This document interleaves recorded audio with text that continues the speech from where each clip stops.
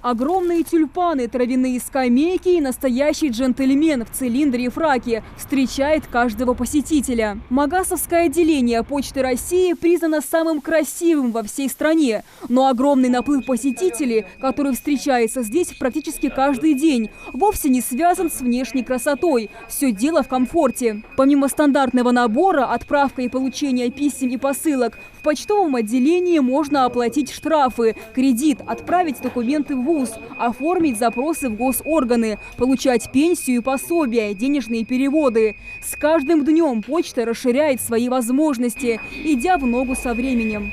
Предоставляются услуги сейчас самые универсальные – это посылки онлайн. То есть клиент дома заполняет свои данные, получателя, отправителя, им присваивается трек-номер, и он с трек-номера приходит к нам.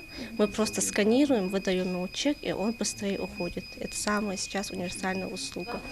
Мадина Чевиева работает в отделении с момента его открытия. Пошла по стопам матери, сотрудника почты. Рабочий день у Мадины начинается, как и у всех, в 9 утра. Вначале обслуживание клиентов, затем работа с посылками. Здесь их даже не сотни, а тысячи со всего мира. По этим штампам можно изучать географию земного шара.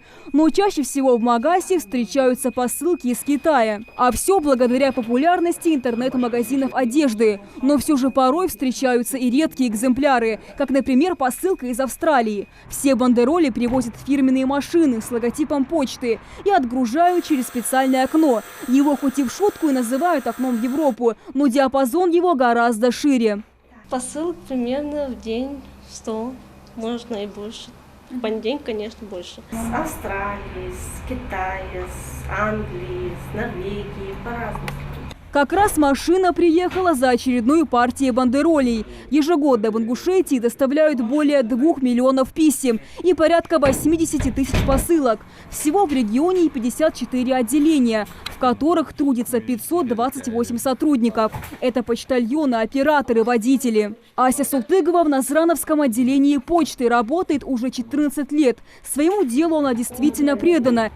Мне кажется, почта никогда не потеряет свою актуальность, потому что в любом случае посылки, отправление посылок своим родственникам, родственники, они всегда есть и будут, я надеюсь, у всех.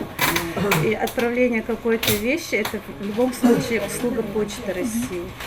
По словам женщины, сохранились в наше время и романтики. Несмотря на телефоны и различные мессенджеры, остались люди, которые хотят порадовать своих родных и близких письмом, написанным от руки. У нас есть на почте также окно почты банка.